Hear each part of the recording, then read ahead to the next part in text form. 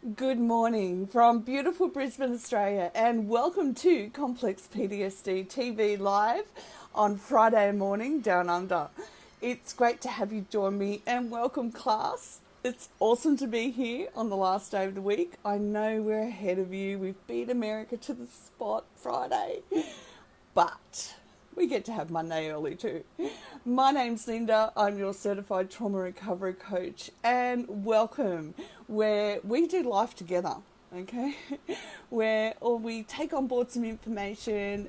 Okay, so today I want to know how to identify. You want to do this so that you can begin to recognize that you've got an unconscious response happening. So it's been driven by the primitive brain. And so when the response happens externally, you can then say, oh, wow, I know now I can go right. I can begin to look at my abandonment wound. I can begin to go, right, my brain is driving a response because something has made me feel unsafe, all right? So it's at the unconscious, subconscious level. It happens before we're even aware of it. And the next thing you know, we're coming out with, a fight response. We're triggered and our response is fight. So these are the elements that you can look for if your trigger response is a fight response, okay? It doesn't sound like it, but you cry. And I know people who are as tough as nails and their fight response is like that, and they do cry. It's upsetting. However, they can also feel like they want to punch someone or something or throw someone. So they've got that physical need to, get physical, basically, to have that energy come out and be expressed. Notice if you have a tight jaw or are grinding your teeth or holding your body muscles tight. So it takes a bit of conscious work to notice these things. So you want to become aware that if those things are happening, are they happening regularly? Is this a pattern for me? Because that'll give you some really good insight. You glare at people and talk to them with a very angry voice. It's very different to a freeze response who wouldn't do that. They wouldn't know how to talk or what to say. But you know that you're looking to see how you can tear the next strip off somebody in defense of what you know is right for you. And you can feel intense anger running through your body. And there can't be shame around this because it's a response that developed in childhood to keep you safe. But now that we're adults, we have to address it. And in our society or cultures, anger isn't seen as a good thing. And that's, for obvious reasons. But we can't live in the land of denial that this is happening for us simply because it's not socially acceptable. We have to say, yes, this is happening for me, and the drivers are internal, and I have to be willing to address it, okay? You may feel like stomping or kicking or hitting out, all right? So those feelings, they're from within. You feel intense anger running right through your whole body, and the word palpable comes to mind. You feel like you can touch it. You can feel like killing someone or yourself. This is how intense it is internally. And if we aren't prepared to look at it and give it language and understand it, then we'll keep shoving it down. And that's not healthy for you, even physically. All right? Physically, mentally, emotionally, it's so unhealthy having to live in the land of denial, okay? We've got to stop floating down that river denial and start going, this is really happening for me, and I want an answer, and I want to be free of this unconscious trigger. You may also feel, I think I said that, intense anger running through your body. I did, yeah. Okay, so what can we do about it? If this is happening for us, if this trigger response is happening, and I'm willing to admit that this is happening, what can I do about it to start turning it around? One of the things you can learn is self-soothing skills. And you want to be able to learn how to be kind to you and have a kind response to other people. So even though this angry response is coming up, you're going to identify it and say, I'm triggered, but what comes out of my mouth needs to be kind. My actions need to be kind. And it may not happen the first, second, third time, but as you continue to work towards recognizing that this is a trigger response, it's not who I am, all right? Then I can say, right, I can learn how to manage this bit by bit. I look at it this way. One of the greatest factors for me in my health to get well has been learning how to use my voice. Now, I can't sit here and say, I can't use my voice. I have to sit here and say, part of my trauma response throughout life is that I don't speak up.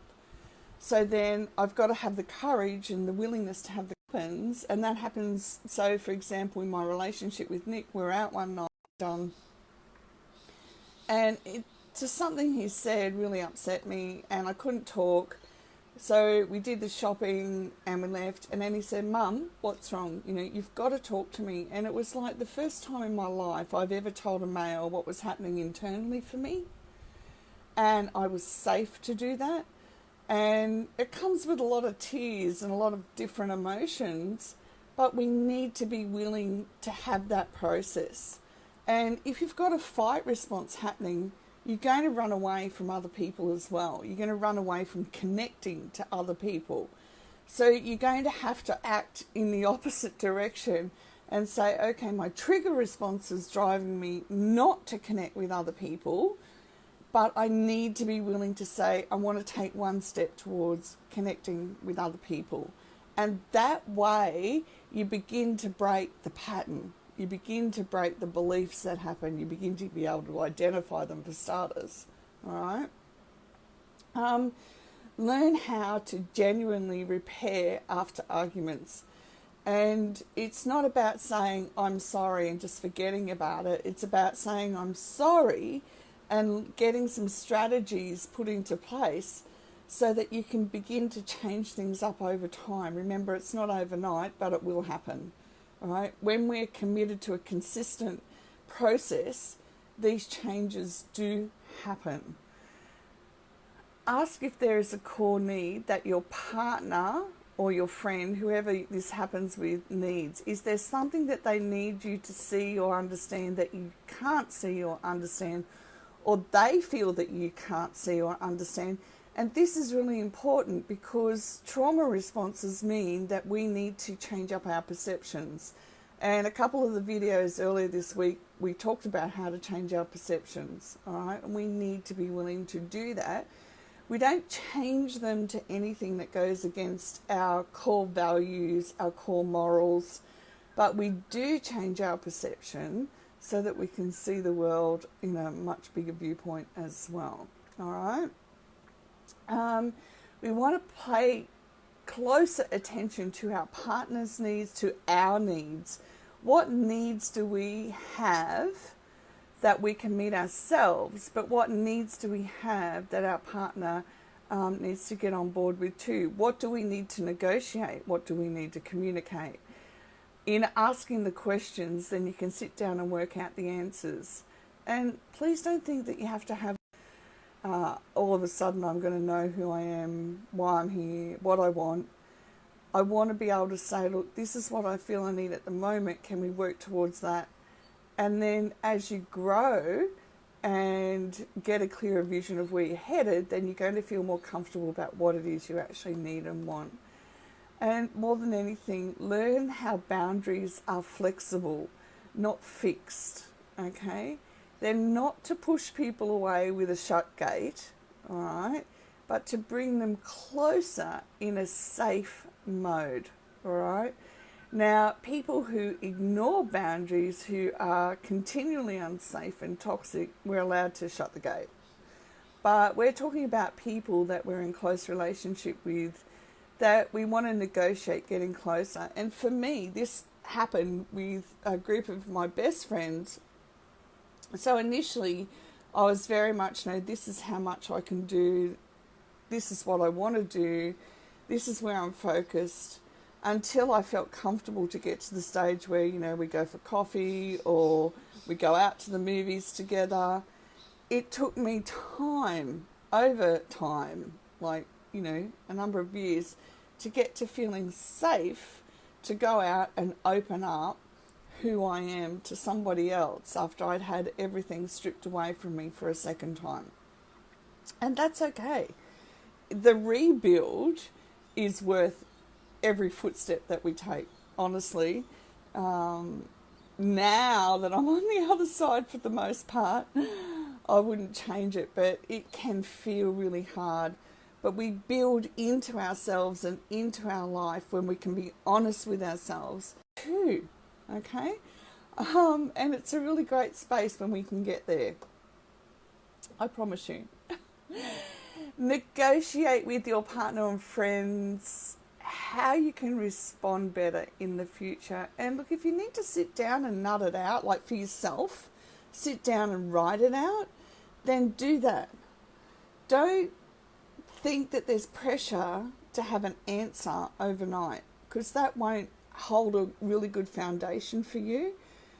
Just build the confidence slowly but surely, and learn that you're safe to use your voice.